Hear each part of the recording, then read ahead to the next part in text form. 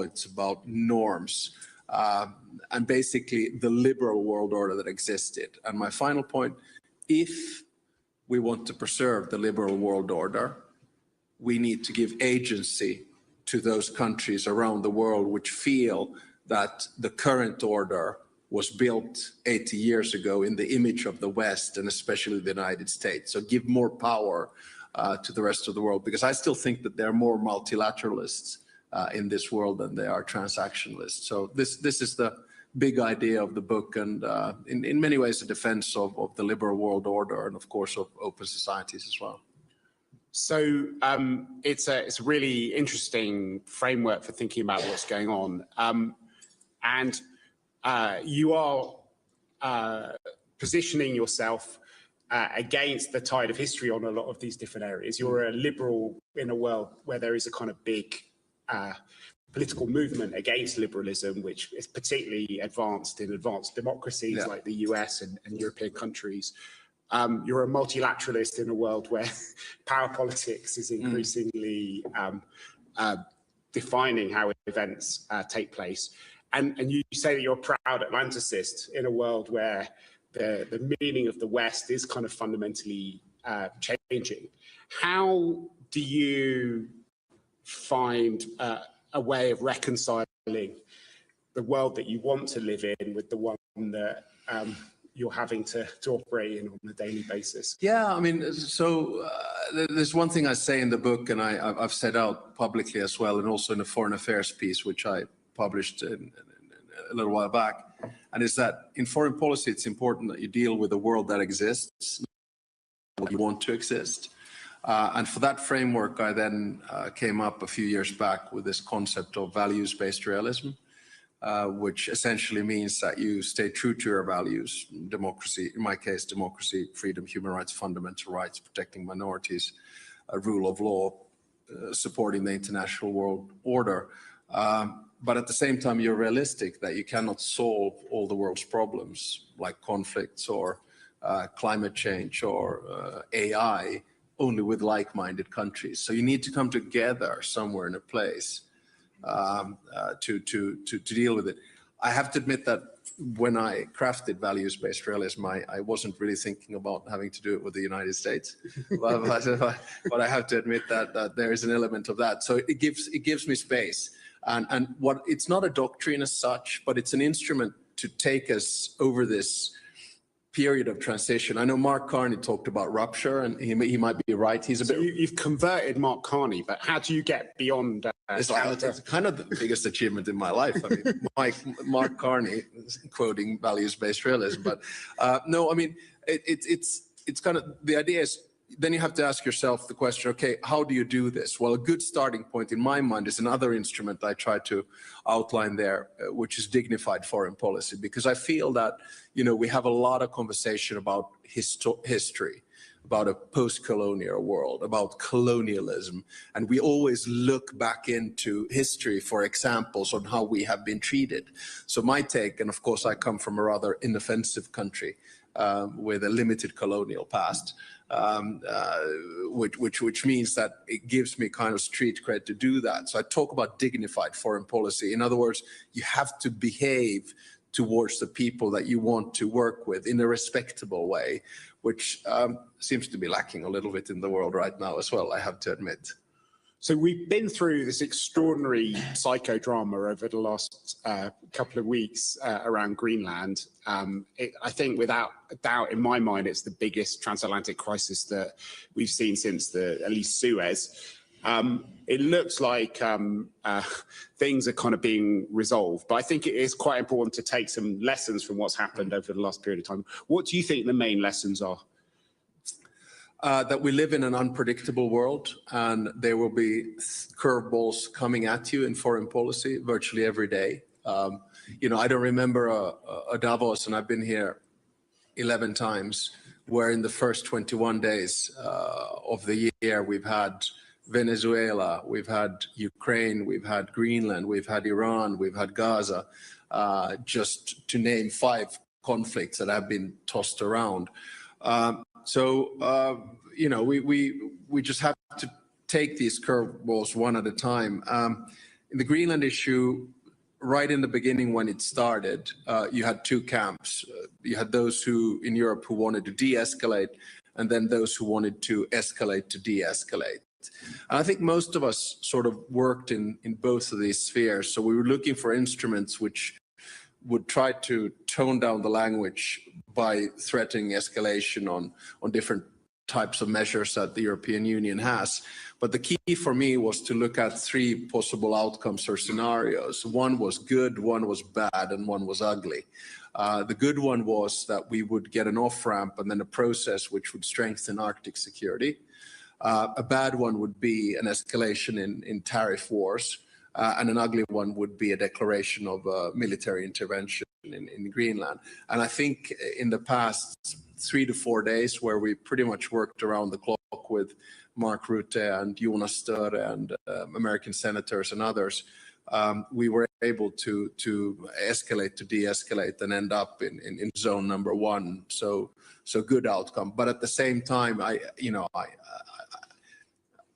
can't say that this won't have an effect. Of course it does, because one of the key principles of the international order and how you treat alliances is that you respect the sovereignty and territorial integrity of each and every one of us. But we were able to deal with it short term, and now we have to look what we come up with long term. So what do you think the short term lesson is? That you need a mix of showing that you're serious by filling the vacuum, both militarily with threatening to use countermeasures and frenetic diplomacy. It's just you just have to work the phone, and you have to do it behind the scenes. And in terms of the longer term questions, I mean, you're a very passionate European. You've worked for the EU institutions as well as for your own government. You've been part of this fundamental transformation of Finnish identity from being a kind of neutral country to being one of the most passionate defenders of European sovereignty and of the EU. What do you think Europeans need to do now in order to make sure they can be sovereign in this new world that we've been talking about? The first just general observation is people don't realize this. Finland is actually the only Nordic country which is 100% EU member, in the sense that we are in the Euro. No opt-outs. Exactly. We're in the Euro, and we don't have any derogations. And I think that the original decision for us to join the Union in 1995 in a referendum was based on security, that we didn't want to talk about it at the time. We never wanted to be alone again. So we did that. And of course on NATO, which I wish we would have joined much earlier, we ended up joining it also because, attacked Ukraine. So what's my advice to my European friends? That is to say that don't throw the baby out with the bathwater. We've been in transatlantic crisis before. You mentioned the Suez Canal. France left NATO. There has actually been regime change, or elections have changed leaders in Germany because of placement of different types of military equipment in Germany because of the transatlantic relationship. So I think be pragmatic, use the value space, be true to your own values. So that means that you look for places where you can cooperate with the United States and the current administration. The war in Ukraine is an obvious one. NATO is another one. In my case, icebreakers, probably not in the case of the rest of you, but we work with the American administration on technology, we work with minerals, but at the same time, we can't do it naively. We have to be cognizant of the fact that there's a lot of movement in the transatlantic partnership right now. But fortunately, Finland's bilateral relations with the US is really good, so we are in a good place. But when you do that, realize that there are going to be areas where you're simply going to disagree. And you can tell that either publicly, which some people do, or then privately, which I do.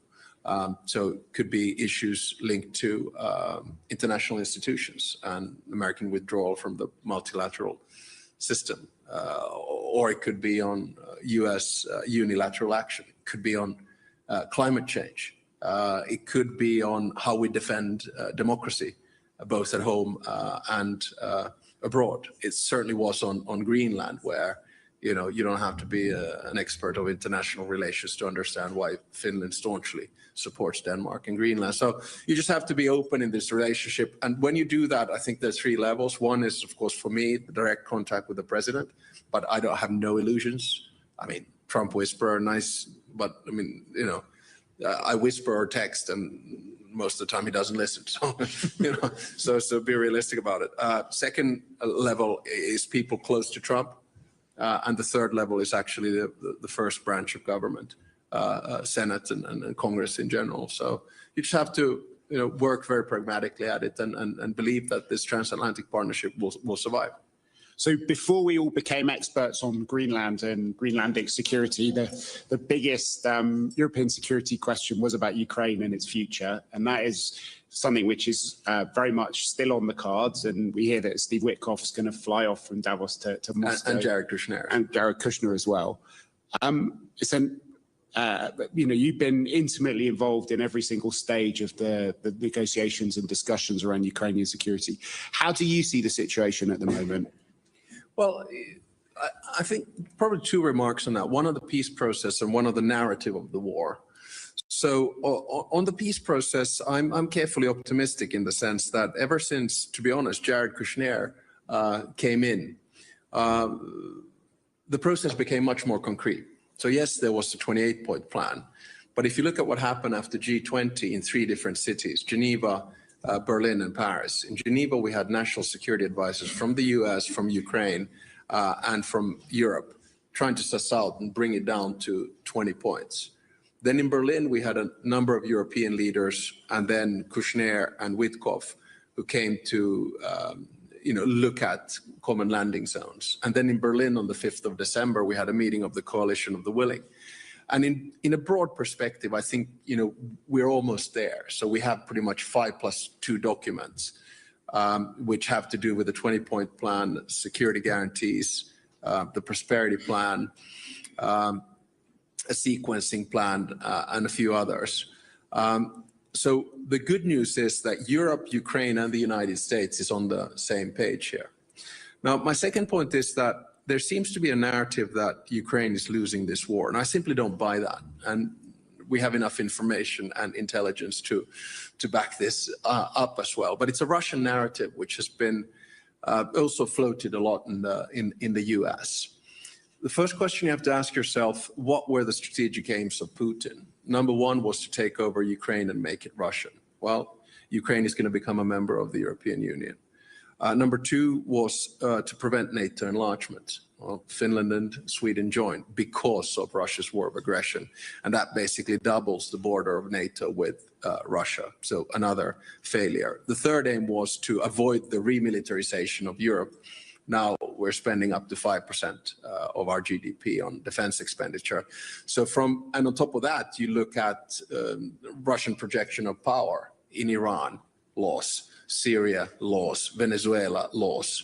What the United States was able to do in Venezuela in 12 hours in an operation is what the Russian military wanted to do in Ukraine with total failure.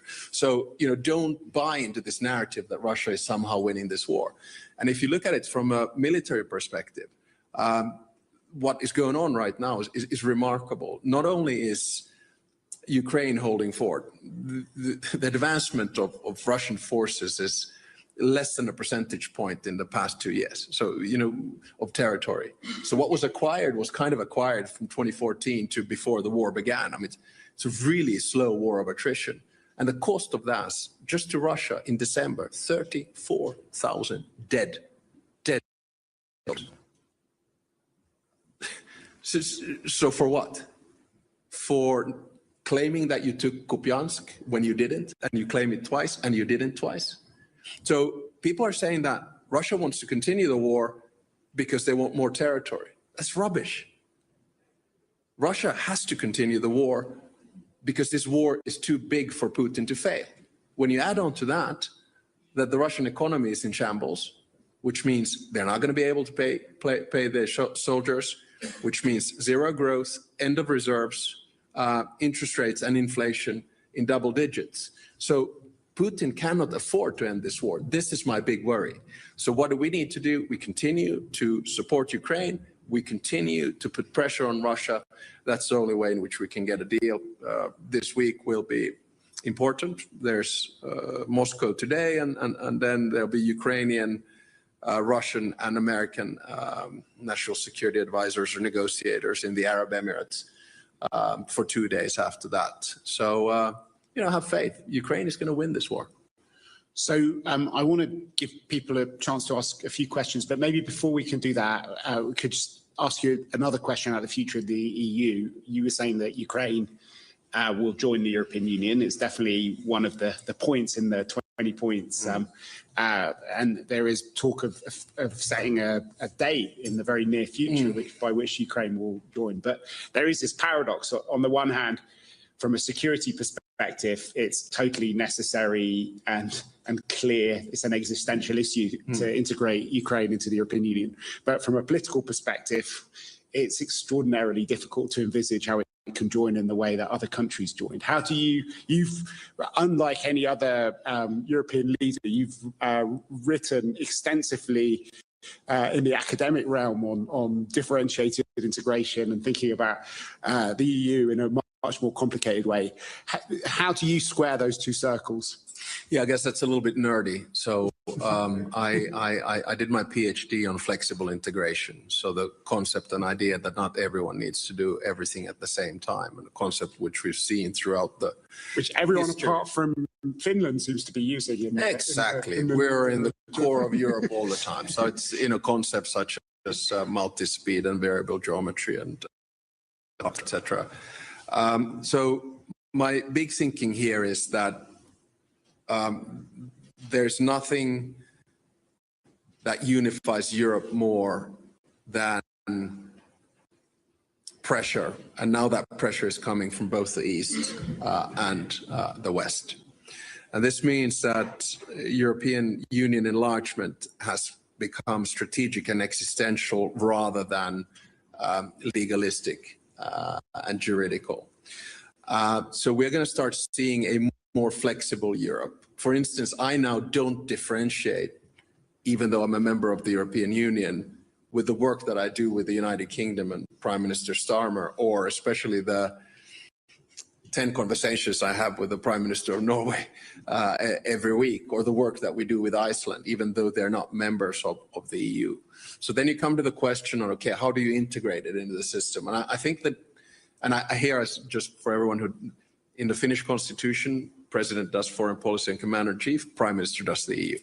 So I don't want to step on the toes of the Prime Minister here, so I'm not going to give you any dates. But I think what's going to happen is that the Union is going to start looking at enlargement from a different perspective. It's probably going to turn the whole concept of enlargement around. So instead of you negotiating 35 chapters and 100,000 pages of acquis communautaire, you are granted membership, and then you start getting the rights of that membership as you close these chapters. And I think that could be a way out for Ukraine. I'm not saying it's going to be easy because, Ukraine has, over 40,000 inhabitants. The agriculture market is bigger than all of Europe combined. But at the same time, it has 800,000 men and women in the military.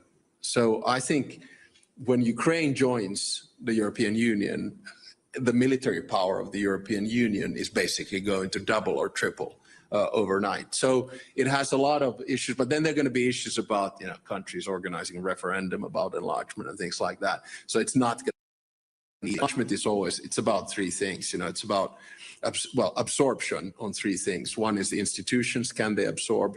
Two is budget, can it be absorbed? And three is policies, can it be absorbed? But I think it would be a travesty and strategic geopolitical mistake if Ukraine were not members of the European Union. And what do you think the implications will be for other countries outside the EU, like the UK, Norway?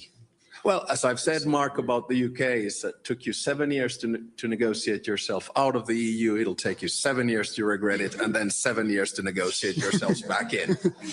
Okay, we've got time for a couple of questions before we end. If people could make them short and introduce themselves first. Sorry? Comfort. Oh, Comfort, yes. Comfort is in the room. No, Comfort is in the room. Comfort does the first question. Thank you very much, President Stubb and Mark. I think the other lesson I would add to your list, President, is that it does matter to have somebody from one of the Western countries to put very clearly on the table, like you have done, and you've brought Mark Carney to do that with you, to recognize the rupture. Yeah. Because without that, then the rest of the world and what the rest of the world has been saying doesn't land until one of you accompany that message. Mark asked you what that looked like in practice, and you referred to a more dignified foreign policy. But can I push you a little bit further? Within the context of Sudan and Myanmar and Haiti, what does that actually look like in practical terms as well? And I don't want to look back in history, but I think a number of the rest of the world were very concerned about the variations of silence over Venezuela, and you've just underlined principles of sovereignty and territorial integrity as well. The challenge was that not everybody also supports Maduro. That's the challenge, but nonetheless, the principle still holds. Thank you. Yeah. Okay, no, it's a super good question, and thank you for all the reports that you and your team write in the crisis group. I try to read as many of them as I possibly can. I think the three examples that you brought forward, Sudan, Myanmar, and Haiti, are examples of what happens when we are focused on other crises, whether it's on Venezuela, whether it's on Ukraine, whether it's on Greenland, whether it's on Iran, or whether it's on Gaza. And I try to, and I raise it in the book, not only in the part where I talk about the global south, I mean, how can we not talk about Sudan, which is basically probably the most atrocious conflict that we have. Myanmar, completely forgotten. And we're talking about a country of what, 55 million people, where over half are now living in poverty, and there's no such thing as human rights, fundamental rights being there. And Haiti, same thing. I personally find that I try to deal with as many conflicts as I possibly can, but in my mind, in foreign policy, there are things that I can say which will be based on my values, and then there are things and conflicts where I can do, like, for instance, on Ukraine. So I try to, you know, pick my battles. But there's a legitimate claim on that. On Venezuela, complicated, because on one hand, there's the element of breaking international law. I mean, you just can't go in and remove a leader. On the other hand, you're going, well, removing Maduro, is he a legitimate leader? You know, so it's extremely complicated. I have to admit that in this particular case, I think values-based realism was a wonderful tool. Have we got time for one or two more? Okay. Okay, thank you very much. I'm Xu, the journalist from China's Taipei Media. And I would like to ask a question about your envision about the... The book needs to be translated into Chinese. Yeah, but I want to focus on the European political atmosphere ahead. Because for the drama that you've mentioned for the past 21 days, it should be like a wake-up call for European and the so-called European strategic autonomy. But would you worry that in the years ahead, maybe the rising populism or the isolationist emotion across Europe might taking part or might take apart the foundation for the either European unity or the foundation for calling for further integration and strategic autonomy in Europe? And another follow-up question I think we're almost out of time. Do you want to answer that quickly? Yeah, I think, first of all, I mean, I'll give it telegraphically. I do think that the pressure that we are now seeing coming from the United States and also coming from Russia will actually lead to deeper integration, probably more strategic autonomy, or whatever you want to call it, and however you want to define it, and also to an enlarged Europe. But there's another thing that it will lead to, and that is Europe looking also elsewhere. So we're kind of hedging or de-risking a little bit, like Mark Carney said in his speech. You know, Canada is 70% dependent on trade with the US. We are not in that situation. But we used to talk about de-risking from China. I don't hear that too much anymore, if you know what I'm saying. We're talking about de-risking elsewhere, which is an interesting phenomenon in all of this. And I think, you know, Europe is doing the right geopolitical thing, a deal with Mercosur. I won't have issue with what the European Parliament decided on that yesterday, but nevertheless, moving on. Or a free trade agreement with India. So you're going to start seeing Europe and other players. So this is in very many ways, I believe it is Europe's moment. And you are going to start seeing that. And I think we can cope with it fairly well. And just one final point. Europe used to be considered to be slow and legislative and bureaucratic and regulatory, way too stable. And right now, people are looking for stability. So I actually think that a lot of investment will start coming into Europe as well. I mean, I'm talking about the EU-US thing. So I'm actually quite optimistic about the future of Europe because of COVID, because of Ukraine, because of energy, because of the US. Okay, so we got one final question, this gentleman here. Good afternoon and namaskar. I'm Ishan Pratap Singh from the Global Shapers New Delhi Hub. I'm a 22-year-old who studied economics, entrepreneurship, and international relations. My question to you is, could you tell me, to the point you mentioned, to your mind, in navigating diplomacy, what is the utility of, because you said it's better if you call again and if you do it in private. So what's the utility of doing anything in public, and how has it been for you navigating it, and how have you been able to develop the skills to navigate this so well when it's a complicated environment to do so? Yeah, sure. Well, I mean, just to frame it, I think in foreign policy, you have values, interests, and power. And smaller players like myself, we have values and interests, but power becomes influence. And that's where diplomacy comes in. And I think we look at diplomacy, and we should look at diplomacy based on two pillars. One pillar is your traditional state-to-state relations. You know, what is the relationship between Finland and India?